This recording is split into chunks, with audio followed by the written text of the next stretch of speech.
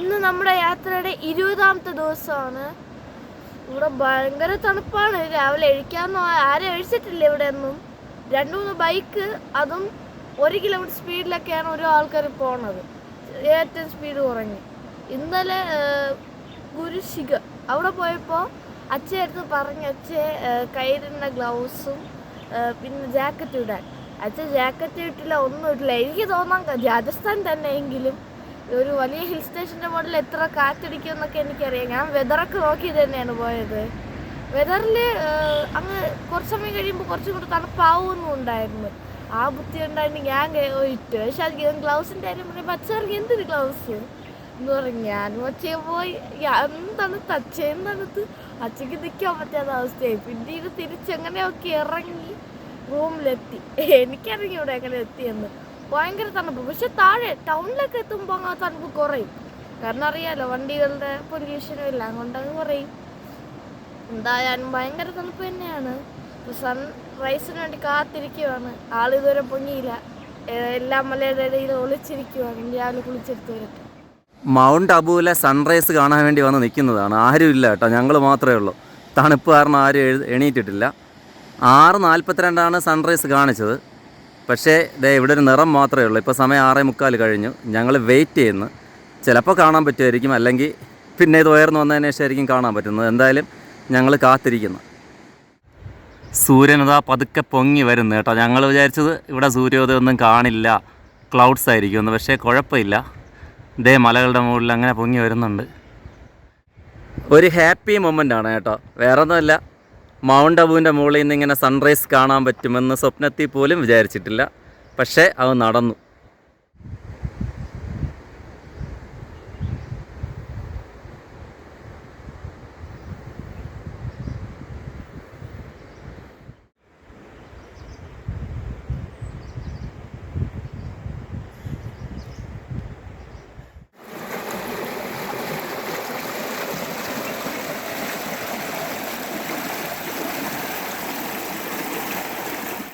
ഞാൻ ഇതുവരെ ഈ മലയുടെ മുകളിൽ നിന്ന് ഇത്രയും വലിയ മലയുടെ മുകളിൽ നിന്ന് സൂര്യ ഉദിക്കുന്നത് കണ്ടിട്ടില്ല. അല്ലെങ്കിൽ എപ്പോഴും ബീച്ചിലൊക്കെ പോയാണ് വെള്ളത്തിൽ നിന്നാണ് സൂര്യ ഉദിക്കുന്നതും സെറ്റ് ആവുന്നത്.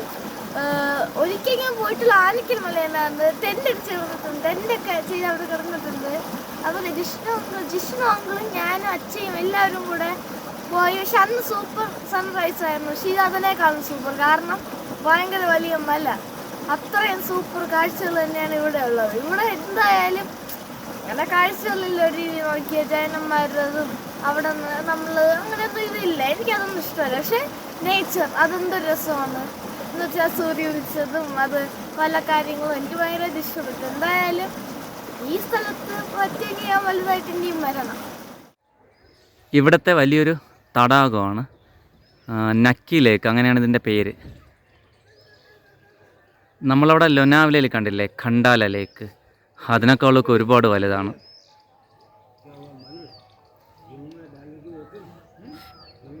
ബോട്ടിംഗ് ഒക്കെ ഉണ്ട്. പലതരത്തിലുള്ള ബോട്ടുകളാണ് ഇവിടെ ഉള്ളത്. സോളാർ ബോട്ട്, ഷിക്കാരയുടെ ഷേപ്പുള്ളത്, പിന്നെ നമ്മുടെ സ്വാനിൻ്റെ ഷേപ്പുള്ളത്, അങ്ങനെ ഒരുപാട് ബോട്ടുകളുണ്ട്. സമയം ഇപ്പോൾ 8 മണിയായി, പക്ഷേ ബോട്ട് ക്ലബ്ബ് ഇതുവരെ തുറന്നിട്ടില്ല. ഇവിടെ മീനുകളുണ്ട്. നമ്മൾ വിചാരിക്കുന്ന പോലെ ചെറിയ മീനല്ല, 40-45 സെന്റിമീറ്ററുള്ള മീനുകളാണ്. ഭയങ്കര വീതിയും എല്ലാം ഉള്ള മീൻ. അതാണ്. അപ്പോൾ ഇതിന്റെ ഫുഡാണ് ഈ ഗോതമ്പുണ്ടകൾ. അപ്പോൾ ഞാൻ ഇപ്പോൾ ഒന്നിട്ട് കൊടുത്തു. എല്ലാവരും കൂടെ ഒന്നിച്ച് അവിടെ നിൽക്കുവാണ് ഇപ്പോഴും താഴെ. ഞാൻ ഇനി ഇട്ട് കൊടുക്കുന്നത്.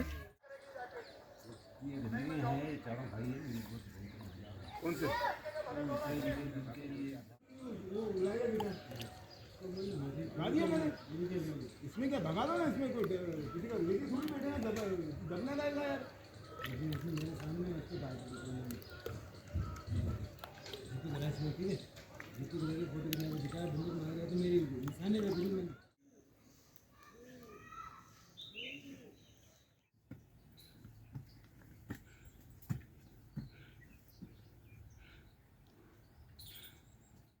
ഞങ്ങൾ ടോഡ് റോക്കിൻ്റെ അടുത്തെത്തി. ശരിക്കും ഒരു ടോഡിനെ പോലെ തന്നെയാണ് കണ്ടോ ഇരിക്കുന്നുണ്ടോ. അപ്പോൾ രാവിലെയാണ് കണ്ടോ, സൂര്യൻ ഓപ്പോസിറ്റാണ്. ഇപ്പോൾ ആ പാറയ്ക്ക് ടോഡ് റോക്കിൻ്റെ പുറകിലായിട്ടാണ് സൂര്യൻ. അതാണ് ഇങ്ങനെ ഡാർക്കായിട്ടിരിക്കുന്നത്.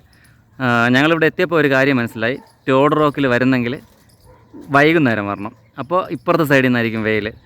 നല്ല സൂപ്പറായിട്ട് നമുക്ക് ടോഡ് റോക്കിനെ കാണാൻ പറ്റും.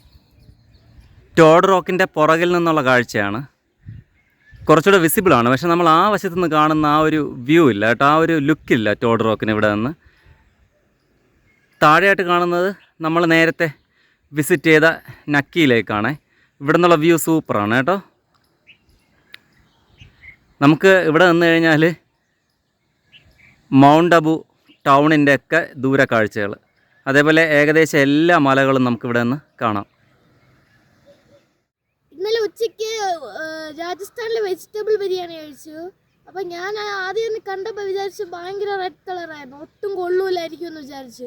കഴിച്ചപ്പോൾ സൂപ്പർ. ഡിന്നർ കഴിച്ചു. അപ്പോൾ കുറേ നാളായി നോൺ വെജൊക്കെ കഴിച്ചിട്ട്. അപ്പോൾ തന്തൂരിയാണ് കഴിച്ചത്. എനിക്കപ്പോൾ സത്യത്തിൽ തന്തൂരി ഇഷ്ടപ്പെടില്ല. എനിക്ക് തോന്നുന്നത് ഞാൻ കുറേ ദിവസം 2 ആഴ്ചയായിട്ട് വെജ് മാത്രമേ കഴിക്കുന്നുള്ളൂ. അതുകൊണ്ടായിരിക്കും നോൺ വെജ് എനിക്ക് അത്രയ്ക്കും പിടിക്കാത്തത്. പക്ഷെ ചപ്പാത്തി ഭയങ്കര രുചിയായിരുന്നു. അപ്പോൾ രാവിലെ ബ്രെഡും ഓംലെറ്റും ഭയങ്കര രുചിയാണ്. അവിടുത്തെ ഒരു ഓംലെറ്റ് നമ്മുടെ നാട്ടിൽ കിട്ടാത്ത ടൈപ്പ് ഓംലെറ്റാണ്. പിന്നെ ബ്രെഡ് ഭയങ്കര രുചിയൊക്കെയാണ്. എനിക്ക് ഭയങ്കരമായിട്ട് ഇഷ്ടപ്പെട്ടു. രാജസ്ഥാനിലെ ഫുഡ് സൂപ്പറാണ്. അതുകൊണ്ട് ഇനി എനിക്ക് പഴം കഴിക്കേണ്ടി വരില്ല സ്ഥിരം. അത്രയും നല്ല ഫുഡാണ് ഇവിടെ. എന്ന് വെച്ചാൽ ഇവിടെ എവിടെ പോയാലും നമ്മുടെ നാട്ടിൽ കിട്ടുന്ന കുറച്ച് ഫുഡൊക്കെ ഉണ്ട് നല്ലത്. ഞാൻ പറയില്ല ഒരു ദിവസം ദോശ കഴിച്ചെന്ന്, അതേപോലെയല്ല, സൂപ്പർ തന്നെയാണ് ഫുഡ്. പിന്നെ ഇവിടുത്തെ തണുപ്പ്, അതിനെക്കുറിച്ച് പറയണ്ട. രാവിലെ എഴുതിക്കുമ്പോൾ ആ തണുപ്പ് അത് ഫീൽ തന്നെ ചെയ്യണം. അല്ലാതെ എനിക്ക് ജാക്കറ്റ് ഇട്ടും കുറേ ഫുഡ് ഇതിട്ടും ഞാൻ ഇതൊന്നും മാത്രമേ ഇട്ടുള്ളൂ. കാരണം എനിക്കറിയാം ഇനി എൻ്റെ ഫീൽ ചെയ്യാതിരുന്ന ബോറാണ്. പിന്നെ വായിന്ന് എൻ്റെ വേപ്പിൾ പോകും, അത്രയും തണുപ്പായിരുന്നു രാവിലെ. എന്തായാലും ഇതൊക്കെ ഇനി എന്തായാലും എനിക്ക് സന്തോഷമുണ്ട്. ഈ ടോഡ് റോക്കിൻ്റെ മുകളിലിരിക്കാനും എല്ലാത്തിലും എനിക്ക് ഭയങ്കര സന്തോഷമാണ്. ഭയങ്കര സന്തോഷം തന്നെ. ഞാൻ ഹാപ്പിയാണ്. എല്ലാം ഈ കാഴ്ചകൾ കാണുന്നത് നക്കി ലേക്കും സൂപ്പറാണ്, അവിടുത്തെ മീനുകളും എല്ലാം. എനിക്കെല്ലാം ഹാപ്പിയാണ് ഇവിടെ വന്നതിന് ശേഷം. ഇവിടെ എനിക്ക് കാഴ്ചകൾ അങ്ങനെ എന്താ നെഗറ്റീവായിട്ടൊന്നും പറയാനില്ല, ഹാപ്പിയാണ്. ഒരു പ്രശ്നവുമില്ല ഈ സ്ഥലം. മൗണ്ട് അബുവിലെ മലകളൊക്കെ അവസാനിക്കുന്ന അവസാന പോയിൻ്റാണ്. ഇതൊരു വ്യൂ പോയിൻ്റാണ്. ഹണിമൂൺ പോയിൻ്റ് എന്നാണ് ഇതിനെ വിളിക്കുന്നത്. അപ്പോൾ ഇവിടെ നിന്നുള്ള കാഴ്ചയാണ് കണ്ടോ, താഴ്വര. അതൊരു വലിയ തടാകമോ ഡാമോ എന്താണ്. പിന്നെ വീടുകളൊക്കെ, പിന്നെ രാവിലത്തെ ആ മഞ്ഞിൻ്റെ മൂടലൊക്കെ ഉണ്ട്. ശരിക്കും പറഞ്ഞാൽ ഞങ്ങൾ ഇവിടെ വരുമ്പോഴും ഞങ്ങൾ മാത്രമേ ഉള്ളൂ, ആരും ഇവിടെ എത്തിയിട്ടില്ല. മൗണ്ട് അബു സൂപ്പറാണ് കേട്ടോ. വേറൊന്നുമല്ല, ഇവിടുത്തെ തണുപ്പ് അടിപൊളി കേട്ടോ. അത് ശരിക്കും വന്ന് തന്നെ ഫീൽ ചെയ്യണം. പിന്നെ ഞങ്ങൾ ഇന്നലെ ഉച്ചയോടെയാണ് ഇവിടെ വന്നത്. ഇന്ന് കുറച്ച് കഴിയുമ്പോൾ, അതായത് ഒരു 11 മണിയൊക്കെ ആകുമ്പോൾ ഞങ്ങൾ ഇവിടുന്ന് മലയിറങ്ങും. ഒരിക്കലും ഈ മൗണ്ട് അബു എന്ന് പറയുന്നത് വളരെ പ്രശസ്തമായൊരു വിനോദസഞ്ചാര കേന്ദ്രമായിരുന്നു. പക്ഷേ ഇന്ന് അങ്ങനെ ഒരുപാട് വിനോദസഞ്ചാരികളൊന്നും ഇങ്ങോട്ട് വരുന്നില്ല. ഇവിടെ ഒരുപാട് വില്ലകളും അതുപോലെ ഹോട്ടൽസും എല്ലാം ഇങ്ങനെ അടഞ്ഞു കിടക്കുന്നു. അതുമാത്രമല്ല, സ്ഥിരമായിട്ട് അതൊന്നും ഓപ്പൺ ആവാത്തത് കാരണം മൊത്തം കാട് പിടിച്ചാണ് കിടക്കുന്നത്. അപ്പോൾ ഞങ്ങൾ തിരക്കിയപ്പോൾ പറയുന്നത് ഒരുപാട് സഞ്ചാരികളൊന്നും ഇപ്പോൾ ഇവിടേക്ക് വരില്ലെന്നാണ്. കാരണം ഇവിടെ വന്നിട്ട് ഒരുപാട് അങ്ങനെ കാണാനൊന്നുമില്ല. പക്ഷേ ഇവിടുത്തെ തണുപ്പ്, മലകൾ, ഇതൊക്കെ തന്നെയാണ്. അല്ലാതെ നമുക്ക് ഒരുപാട് വ്യൂ പോയിൻറ്റ്സോ അങ്ങനെയൊന്നും ഇല്ല. ശരിക്കും ഇതൊരു സിറ്റിയാണ്. നമ്മൾ 2 പഞ്ചായത്തുകളാണ്, അതായത് നഗരപഞ്ചായത്തുകളാണ്. ഒന്ന് അബു, രണ്ടാമത്തെ ഒറിയ. ആ ഒറിയ എന്ന് പറയുന്ന ടൗൺ പഞ്ചായത്തിലാണ് നമ്മൾ ഇന്നലെ കയറിയ ഗുരുശിഖറൊക്കെ ഉള്ളത്. അപ്പോൾ അങ്ങനെ 2 പഞ്ചായത്തുകളുണ്ട്. അപ്പോൾ ഈ 2 പഞ്ചായത്തുകളിലും നമുക്ക് കയറാൻ വേണ്ടി എൻട്രൻസ് ഫീ ഉണ്ട്. അപ്പോൾ അതൊക്കെ കൊടുത്ത് വേണം നമ്മളിവിടുത്തെ കാഴ്ചകൾ കാണാൻ. ശരിക്കും നമുക്ക് എന്താ പറയുക, കുറച്ച് ദിവസം വന്ന് റിലാക്സ് ചെയ്യാൻ പറ്റിയൊരു സ്ഥലമാണ്. അല്ലാതെ ഇവിടെ എന്തൊക്കെ ഉണ്ടെന്ന് പറഞ്ഞ് അങ്ങനെ വന്നിട്ടൊന്നും കാര്യമില്ല. നല്ലൊരു സ്ഥലമാണ്. ഭയങ്കര ആതിഥ്യ മര്യാദയുള്ള ആൾക്കാരാണ് കേട്ടോ. ഒരു കടയിൽ ചായ കുടിക്കാൻ പോയാൽ പോലും അവർ ഞങ്ങൾ തിരിക്കാൻ പറയും. ഇപ്പോൾ ഇരുന്നില്ലെങ്കിൽ അവർ നിർബന്ധിച്ച് ഇരുത്തും. അങ്ങനെയാണ്. പിന്നെ നല്ല ഫുഡ്, അത് മോൻ പറഞ്ഞല്ലോ, നല്ല ഫുഡാണ്. പിന്നെന്താ, ഞങ്ങളെ സംബന്ധിച്ചിടത്തോളം മൗണ്ട് അബു എന്ന് പറയുന്നത് ഞങ്ങളുടെ ലിസ്റ്റിലുണ്ടായിരുന്ന, അതായത് ഞങ്ങൾക്ക് കാണണമെന്ന് ആഗ്രഹം ഉണ്ടായിരുന്നൊരു സ്ഥലമാണ്. എന്ന് പറഞ്ഞാൽ ഞങ്ങൾ പലപ്പോഴും ഈ വീഡിയോയിൽ പറഞ്ഞെന്ന് തോന്നുന്നു, രാജസ്ഥാൻ എന്ന് പറയുന്നത് ഒരു മരുഭൂമികളൊക്കെ ഉള്ള സ്ഥലമാണ്. അവിടുത്തെ ഒരു ഹിൽ സ്റ്റേഷൻ. പിന്നെ ഇവിടുത്തെ ഒരു പ്രത്യേകത എന്ന് പറഞ്ഞാൽ മരുഭൂമിയിൽ കാണുന്ന ചെടികളൊക്കെയാണ് കൂടുതലുള്ളത്. പിന്നെ മൊത്തം റോക്ക് ഫോർമേഷനാണ്, എല്ലാ മലകളും റോക്കാണ്. അങ്ങനെയാണ്. അപ്പോൾ ഞങ്ങൾ കുറച്ചും കൂടെ കഴിയുമ്പോൾ മൗണ്ട് അബുവിൽ നിന്നും താഴെ ഇറങ്ങി ഞങ്ങളുടെ യാത്ര തുടരും. അപ്പം നിങ്ങൾ തുടർന്നും വീഡിയോ കാണുക. ഒരു സന്തോഷ വാർത്തയുണ്ട്, ആദ്യത്തെ പണി കിട്ടി കേട്ടോ. ഇന്ന് 20 ദിവസം. അപ്പം ഞങ്ങളോട് മിക്ക ദിവസം ആൾക്കാർ മെസ്സേജ് അയച്ച് ചോദിക്കും, വണ്ടി എങ്ങനെ, കുഴപ്പമുണ്ടോ എന്ന്. കാണാൻ പറ്റുന്നുണ്ടോ ആ ഒരു പ്ലാസ്റ്റിക് പോർഷൻ? അവിടെ ഓയിൽ ഉണ്ടോ, വന്ന് നിറഞ്ഞു നിൽപ്പുണ്ട്. ഇനി താഴോട്ട് ഒഴുകി വീഴാൻ ഒന്നുമില്ല. ഞങ്ങളിത് എങ്ങനെ ശ്രദ്ധിക്കാതെ പോയെന്നൊരു ഐഡിയ ഇല്ല. ഞങ്ങളുടെ യാത്ര തുടങ്ങിയിട്ട് ഇന്ന് 20 ദിവസമായി. അപ്പോൾ ഇതുവരെ ഒരു പ്രശ്നങ്ങളില്ലായിരുന്നു വണ്ടിക്ക്. പക്ഷേ ഇന്നൊരു പണി കിട്ടി, മൗണ്ട് അബുവിൽ വെച്ചായിരുന്നു. അപ്പോൾ ഞങ്ങൾ ഇങ്ങനെ പാർക്കിംഗ് സ്പേസിൽ നിന്ന് വണ്ടി എടുക്കുമ്പോൾ അവിടെ കുറേ ഓയിൽ വീണ് കിടപ്പുണ്ടായിരുന്നു. അപ്പം ഞങ്ങളോട് അവിടെ വന്നവർ പറഞ്ഞത് ഓയിൽ സീൽ പോയതാണ് എൻജിൻ്റെ. അപ്പോൾ ഇവിടെ അതായത് അബുവിൽ അങ്ങനെ വർക്ക്ഷോപ്പുകൾ കുറവാണ്, ഉണ്ടെങ്കിൽ തന്നെ ഭയങ്കര കോസ്റ്റ്ലിയാണ്. അപ്പോൾ നമ്മളുടെ അടുത്ത് പറഞ്ഞത് എങ്ങനെയെങ്കിലും അഡ്ജസ്റ്റ് ചെയ്ത് അബു റോഡ് സിറ്റി അതുവരെ പോകാൻ പറഞ്ഞു. അപ്പോൾ ഞങ്ങൾ ഏകദേശം 26 കിലോമീറ്റർ ഉണ്ട്, അത്രയും ദൂരം വളരെ വേഗത എത്തിയിട്ട് അവിടെ ഒരു സർവീസ് സെൻറ്റർ കണ്ടുപിടിക്കാൻ വേണ്ടി കുറേ ബുദ്ധിമുട്ടി. അത് കഴിഞ്ഞിട്ട് ഞങ്ങൾ അവസാനം കണ്ടുപിടിച്ച് അവിടെ പോയപ്പോൾ സംഭവിച്ചതെന്ന് പറഞ്ഞാൽ അവിടെ അവർക്ക് സ്പെയർ ഇല്ല. അവർ മൊത്തം ചെക്ക് ചെയ്തു. അപ്പോൾ എൻജിൻ്റെ ഇതല്ല, ഓയിൽ സീലല്ല പോയത്, പകരം റിയർ ഷോക്ക് അബ്സോർബറിൻ്റെ സീലായിരുന്നു പോയത്. അപ്പോൾ ശരിക്കും പറഞ്ഞാൽ ഓയിൽ മൊത്തം ലീക്കായി. അത് കാരണം ഇപ്പോൾ ഒരു കണ്ടീഷൻ കുറവുണ്ട് വണ്ടിക്ക്, അതായത് പുറകെ ഇരിക്കുന്ന ആൾക്ക് നന്നായിട്ട് ഫീൽ ചെയ്യും. അപ്പോൾ ഇനി നെക്സ്റ്റ് ഒരു സർവീസ് സെൻറ്റർ ഉള്ളത് ഉദയ്പൂറാണ്. ഞങ്ങൾ അങ്ങോട്ടാണ് പോകുന്നത്. ഏകദേശം 135 കിലോമീറ്റർ ഉണ്ട്. അപ്പോൾ അത്രയും ദൂരം കഴിഞ്ഞാൽ മാത്രമേ നമുക്കിനി ഒരു സർവീസ് സെൻറ്റർ ഉള്ളൂ. സത്യം പറഞ്ഞാൽ വിഷമമുണ്ട്, വേറൊന്നുമല്ല, ഞങ്ങൾ അങ്ങനെയാണ് വണ്ടി കൊണ്ട് നടക്കുന്നത്, അത്രയ്ക്ക് ശ്രദ്ധിച്ചു. പക്ഷേ ഞങ്ങളുടെ യാത്ര അങ്ങനെയുള്ള റോഡുകളിൽ കൂടെ ആയിരുന്നു, അതായത് മൊത്തം ഗട്ടർ റോഡുകളായിരുന്നു. ഞങ്ങൾ മുമ്പ് പോകണമെന്ന് ആഗ്രഹിച്ചിരുന്ന എല്ലാ മലകളുടെ മുകളിൽ കൂടെ യാത്ര ചെയ്തു. അപ്പോൾ ഇന്നലെ തൊട്ട് നമ്മൾ ആരവല്ലി മലനിരകളിൽ കൂടെ യാത്ര ചെയ്യുകയാണ്. ഇന്നും ആ യാത്ര തുടർന്നുകൊണ്ടേയിരിക്കുന്നു, കിലോമീറ്റർ കണക്കിന് ആരവല്ലി മലകളുടെ മുകളിലൂടെ. പിന്നെ ഇപ്പോൾ വലിയ പ്രശ്നമില്ല, കാരണം ഞങ്ങൾക്കറിയാം, കാരണം ഞങ്ങൾ അബു റോഡ് സിറ്റി അവിടെ കാണിച്ചല്ലോ. അപ്പോൾ അവർ പറഞ്ഞത് കുഴപ്പമില്ല, വണ്ടിക്ക് ഇതൊരു മേജർ കംപ്ലൈൻ്റ് അല്ല, നിങ്ങൾക്ക് വേണമെങ്കിൽ കാശ്മീർ വരെ ഇങ്ങനെ ഓടിച്ചു പോകാം. പിന്നെ ഞാൻ നേരത്തെ പറഞ്ഞല്ലോ, പുറകെ ഇരിക്കുന്ന ആളിന് ഭയങ്കര ഡിസ്കംഫർട്ടായിരിക്കും. പിന്നെ ഞങ്ങളെ സംബന്ധിച്ചിടത്തോളം ഞങ്ങൾക്ക് ഏറ്റവും ഇഷ്ടമുള്ള വണ്ടിയാണ്, ഞങ്ങളുടെ ഒരേ ഒരു ബൈക്കാണ്. അപ്പോൾ അതിനെന്തെങ്കിലും പറ്റുന്നത് സഹിക്കാൻ പറ്റില്ല. അപ്പം ഞങ്ങളിനി മുന്നോട്ട് പോയി അടുത്ത് ഉദയ്പൂരിലെ ആ സർവീസ് സ്റ്റേഷൻ കണ്ടുപിടിച്ച് ഇത് ശരിയാക്കിയാൽ മാത്രമേ ഞങ്ങൾക്ക് സമാധാനമുള്ളൂ. അപ്പോൾ ഞങ്ങൾ മുന്നോട്ട് പോകുന്നു.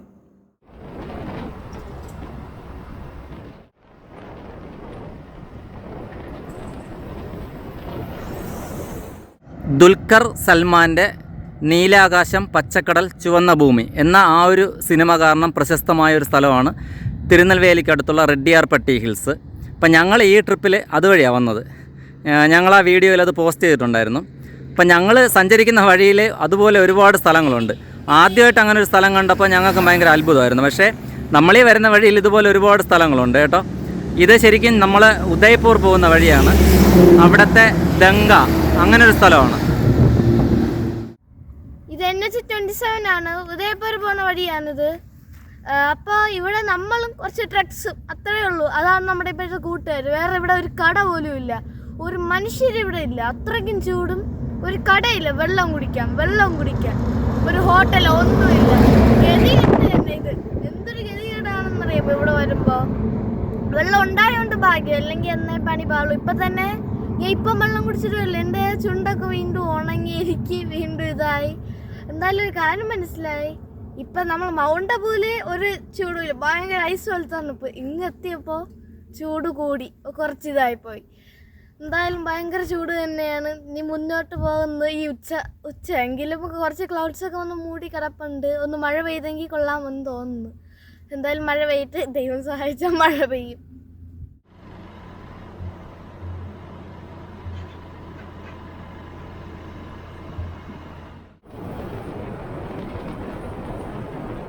ഞങ്ങളിപ്പോൾ ഉദയ്പൂറാണ്, ഇന്ന് രാത്രി ഇവിടെയാണ് താമസം. ഞങ്ങൾ ശരിക്കും ഉദയ്പൂർ കുടുങ്ങിപ്പോയതാണ്, കാരണം നേരത്തെ പറഞ്ഞല്ലോ ഞങ്ങളുടെ ബൈക്കിന് ചെറിയൊരു പണി കിട്ടി. അതിൻ്റെ റിയർ ഷോക്ക് അബ്സോർബറിൻ്റെ സീല് പോയി, ഓയിലൊക്കെ ലീക്കായിപ്പോയി. കുഴപ്പമില്ല, ഞങ്ങൾ ഓടി വരുന്നുണ്ട്, പക്ഷേ വണ്ടിയുടെ കണ്ടീഷൻ തീരെ പോരാ. അതായത് ചെറിയ ഗട്ടറിൽ വീഴുമ്പോൾ പോലും ഭയങ്കരമായിട്ടാണ് അതിൻ്റെ ആ ഒരു എന്താ പറയുക, ആ ഒരു കുലുക്കം നല്ല രീതിയിൽ ഫീൽ ചെയ്യുന്നുണ്ട്, പെട്ടെന്ന് ടയേർഡാവുന്നുണ്ട്. അപ്പോൾ ഞങ്ങൾ വളരെ പ്രതീക്ഷയോടെ ആയിരുന്നു ഇവിടെ ഉദയ്പൂർ വന്നത്. അപ്പോൾ ഇവിടുത്തെ ഏറ്റവും വലിയ ഹീറോയുടെ ഏറ്റവും വലിയ ഷോറൂമാണ് റോയൽ മോട്ടോഴ്സ്. അപ്പോൾ ഞങ്ങൾ നേരെ അവിടെ പോയി. അപ്പോൾ അവർ ചെക്ക് ചെയ്തിട്ട് പറഞ്ഞ് പാർട്സ് ഒന്നും അവൈലബിൾ അല്ല. പിന്നെ അവരിവിടെ ഉദയ്പൂർ സിറ്റിയിലെ ബാക്കി ഷോറൂംസിലൊക്കെ വിളിച്ചു, അപ്പോൾ അവിടെ ഒന്നും അവൈലബിൾ അല്ല അങ്ങനെ പറഞ്ഞു. ശരിക്കും പറഞ്ഞാൽ മൂഡ് ഓഫായി, ഒന്നും ചെയ്യാനില്ല.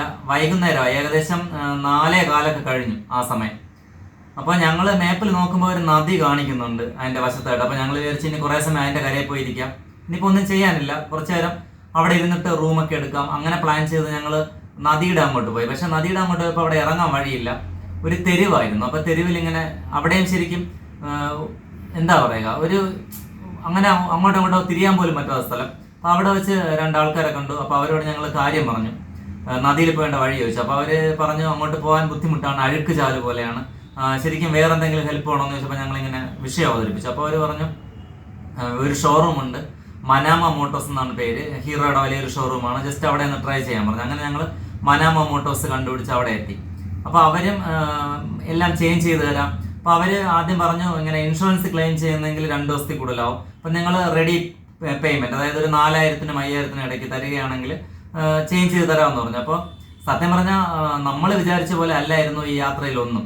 ഞങ്ങൾ വിചാരിച്ചതുപോലെ ഒരു കാര്യവും നടന്നില്ല. അതായത് യാത്ര നടക്കുന്നുണ്ട്, നമ്മൾ വിചാരിച്ചതിനേക്കാളും നല്ല രീതിയിലാണ് നടക്കുന്നത്. പക്ഷേ ഫുഡിൻ്റെ ആയാലും അതുപോലെ രാത്രിയുള്ള സ്റ്റേ ആയാലും നമ്മൾ ചിന്തിച്ച് വെച്ചിരുന്നതിൻ്റെ 3 ഇരട്ടി 4 ഇരട്ടിയൊക്കെയാണ് അതിനു വേണ്ടിയുള്ള കാശ് ചിലവാകുന്നത്. അപ്പോൾ അത് കാരണം കുറച്ച് ടൈറ്റ് ആയിരുന്നു ബഡ്ജറ്റ്. എന്നാലും ഞാൻ വിചാരിച്ചു കുഴപ്പമില്ല, എന്തായാലും ഒരു യാത്രയ്ക്ക് ഇറങ്ങിയതാണ്, നല്ല രീതിയിൽ പോയിട്ട് വരാം. കാരണം ഇനി ജീവിതത്തിൽ ഒരിക്കലും ഇങ്ങനെ ഒരു യാത്ര ചെയ്യാൻ പറ്റുമെന്നൊന്നും അറിയില്ല. പ്രത്യേകിച്ച് മോനെയും കൊണ്ട് ഇങ്ങനെ ഒരു യാത്ര, അത് എനിക്കറിയാം ഇനി പറ്റില്ല എന്ന്. അപ്പോൾ കുഴപ്പമില്ല, എന്തെങ്കിലും ചെയ്യാം, അങ്ങനെ ചേഞ്ച് ചെയ്യാമെന്ന് പറഞ്ഞു. ഞങ്ങൾ ലഗേജൊക്കെ അഴിച്ച് മാറ്റി വണ്ടി അവരെ കൊടുത്തു. ഞങ്ങൾ എന്നിട്ട് പുറത്തിറങ്ങി നിന്നു, കുറേ സമയം വെറുതെ നിൽക്കാമെന്ന് വിചാരിച്ചിട്ട്. അപ്പോൾ കുറച്ച് കഴിഞ്ഞ് അവിടുത്തെ സർവീസിൽ അയാൾ വന്നിട്ട് പറഞ്ഞ് ഇല്ല, പാർട്സ് ഒന്നും അവൈലബിൾ അല്ല. അപ്പോൾ അവർ ഈ എന്താ പറയുക, നമ്മളിപ്പോൾ നിൽക്കുന്ന ഈ ഒരു സ്ഥലത്ത്, അതായത് ഉദയ്പൂരിൽ ഈ ഒരു സാധനം അവൈലബിൾ അല്ല. മാത്രമല്ല രാജസ്ഥാനിൽ തന്നെ ഇത് കിട്ടുമെന്നറിയില്ല. കാരണം ഇങ്ങനെ ഇതുപോലുള്ള വണ്ടികൾ അധികം ഇവിടെ ഇറങ്ങുന്നില്ല. ഇത്രയും വില കൂടിയ വണ്ടികൾ ഇവിടെ കുറച്ചേ ഇറങ്ങുന്നുള്ളൂ. അപ്പോൾ നിങ്ങളൊരു കാര്യം ചെയ്യുക, മുന്നോട്ട് പോകുമ്പോൾ ഒന്ന് അന്വേഷിച്ച് നോക്കുക, ഒരു എന്താ പറയുക സാധ്യതയില്ല എന്ന് പറഞ്ഞു. എന്നിട്ട് അവർ തന്നെ ഇവിടുത്തെ കുറേ ഷോറൂമുകളിൽ വിളിച്ചു. ഞങ്ങളുടെ മുമ്പ് വെച്ചാണ് വിളിച്ച് നോക്കിയപ്പോൾ ഇല്ല, ഒരു സ്ഥലത്തും ഇല്ല. ഇനി മുന്നോട്ട് ശരിക്കും എന്താണെന്നൊന്നും അറിയില്ല. ഞങ്ങളെ സംബന്ധിച്ചിടത്തോളം ഞങ്ങൾ യാത്ര തുടരും, അത് എന്ത് സംഭവിച്ചാലും. അതങ്ങനെയാണ്, നടന്നാണെങ്കിൽ നടന്നായാലും ഞങ്ങൾ പോകും. പക്ഷെ ഇപ്പോഴത്തെ ഇതെന്ന് പറയുമ്പോൾ വണ്ടി, അത് ഞങ്ങളെ സംബന്ധിച്ചിടത്തോളം വിഷമമുള്ള ഒരു കാര്യമാണ്. സങ്കടമാണല്ലേ. ഓക്കെ, അവൻ പറഞ്ഞു ബാക്ക് മരുന്നെന്ന് വെച്ചാൽ അവര് പറഞ്ഞത് എന്റെ ബാക്ക് മുഴുവൻ ഇളക്കി എല്ലാം ചെയ്യണം. അപ്പൊ അതൊരു ഭയങ്കര സങ്കടമാണ്. കിട്ടിയ പോലെ ഒരു കംപ്ലൈന്റും ഇല്ലാതെ കിട്ടിയ ബൈക്കാണ്, അതിനെ ഇനി ഇളക്കി. ഞാൻ പറയുന്നത് അതേപോലെ ഇരിക്കട്ടെ, തിരിച്ച് നാട്ടിലേക്ക് വരുമ്പോ തോന്നുന്ന പോലെ ചെയ്യാന്നാണ് എന്റെ ആഗ്രഹം. അതിനെ ഇവിടെ വെച്ച് തന്നെ പൊളിച്ചു മാറ്റുന്ന എനിക്ക് ഇതൊന്നും വേണ്ട, തിരിച്ച് നാട്ടിൽ പോയിട്ട് ചെയ്യുന്ന നല്ലതെന്നാണ് ഞാൻ അച്ഛൻ്റെ അടുത്ത് പറയുന്നത്. മോൻ പറയുന്നത് നമുക്ക് നാട്ടിൽ പോയിട്ട് ചെയ്യാമെന്നാ. പക്ഷെ ഞാൻ പറയുന്നതെന്ന് വെച്ചാൽ എനിക്കറിയില്ല മുന്നോട്ട് പോകാൻ പറ്റുന്നത്. കാരണം എനിക്ക് നിങ്ങളുടെ അടുത്ത് പറഞ്ഞിട്ടുണ്ടോയെന്ന് അറിയില്ല, ഓൾറെഡി സ്പൈൻ പ്രോബ്ലം ഉണ്ട്.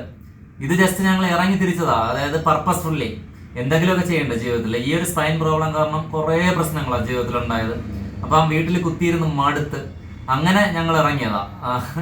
അപ്പോൾ ഞങ്ങൾ ഇറങ്ങിയെന്ന് പറഞ്ഞാലും ഒരിക്കലും ഇത് എൻ്റെ തീരുമാനമല്ലായിരുന്നു, അവൻ്റെ തീരുമാനമായിരുന്നു. വീട്ടിൽ കുത്തിയിരുന്ന് മടുത്തിട്ട് അത് അവൻ തീരുമാനിച്ചതാ നമുക്കിങ്ങനെ പോവാന്ന് പറഞ്ഞിട്ട്. പറഞ്ഞ ആരും വിശ്വസിക്കില്ല, പക്ഷെ ഞാൻ പറയുന്ന സത്യമാണ്.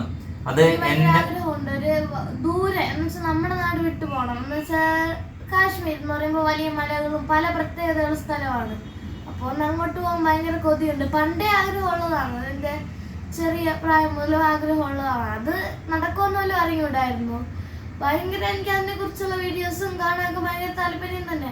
പിന്നെ അത് കാണാതാവാൻ കാരണം അതൊക്കെ കാണാൻ പറ്റും, നമുക്ക് പോകാൻ പറ്റില്ല.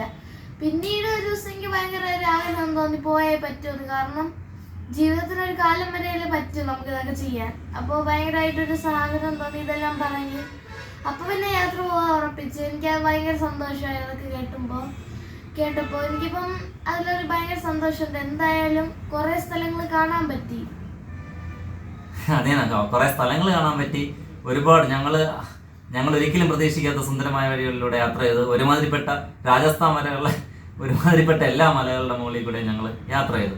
പക്ഷേ സത്യം അങ്ങനെയാണ് വണ്ടിക്ക് പണി കിട്ടിയത്. കാരണം വളരെ മോശം റോഡുകളിൽ കൂടെ മണിക്കൂർ കണക്കിന് ഞങ്ങൾ യാത്ര ചെയ്തു. ഇപ്പം നിലവിലിപ്പോൾ വണ്ടിയുടെ കണ്ടീഷൻ അത്ര ശരിയല്ല. വണ്ടി ഓടും, അത് ഞങ്ങൾക്കും അറിയാം വണ്ടി ഓടുമെന്ന്. പക്ഷേ മുന്നോട്ട് എത്ര ദൂരം എങ്ങനെയൊന്നും അറിയില്ല. അപ്പം ഞാൻ നിങ്ങളടുത്ത് ജസ്റ്റ് പറഞ്ഞതേ ഉള്ളൂ. ഞങ്ങൾക്കിതിൽ നിന്ന് ഇത് കണ്ടുകൊണ്ടിരിക്കുന്നവരുടെ ഭാഗത്തുനിന്ന് ഞങ്ങൾ ഒന്നും പ്രതീക്ഷിക്കുന്നില്ല. ഞങ്ങൾക്ക് അങ്ങനെ ഒരു ഞങ്ങൾക്കത് ഇഷ്ടമില്ല അങ്ങനെ. അപ്പം ഞങ്ങളിനി നാളെ ഇവിടെ നിന്ന് എന്താണെന്നൊന്നും തീരുമാനിച്ചിട്ടില്ല. ഇപ്പം രാവിലെ എഴുന്നേൽക്കുക, പതിയെ മുന്നോട്ട് പോവുക. ശരിക്കും ഈ ഉദയ്പൂർ വന്ന കാര്യം നടന്നില്ല. ഇന്ന് ഇത്രയും സമയം ഒരു എന്താ പറയുക, ഒരു ടെൻഷൻ പോലെയൊക്കെ ഉണ്ടായിരുന്നു. പക്ഷേ ഇവനാണ് എൻ്റെ സ്ട്രെങ്ത്. അപ്പോൾ അവൻ പറയുന്നതാ, നമ്മളെങ്ങനെയായാലും കാശ്മീർ പോകും, നടന്നിട്ടാണെങ്കിൽ നടന്നിട്ട്, ബസ്സിലാണെങ്കിൽ ബസ്സിൽ. ഓക്കെ, ആ ഒരു ധൈര്യം അപ്പോൾ എനിക്കുള്ളത്. അപ്പോൾ ഇന്ന് രാത്രി ഇവിടെ കിടന്ന് ഉറങ്ങണം. ഇനി ജസ്റ്റ് പുറത്തിറങ്ങി ഫുഡൊക്കെ വാങ്ങുക, കഴിക്കുക, കിടന്ന് ഉറങ്ങുക. പിന്നെ ഇനി തുണിയൊക്കെ കഴുകി വെച്ചിട്ടുണ്ട്, അതൊക്കെ പെറുക്കി വിരിക്കണം. അപ്പോൾ ബാക്കി വിശേഷങ്ങൾ നാളെ വീണ്ടും കാണാം. Bye bye.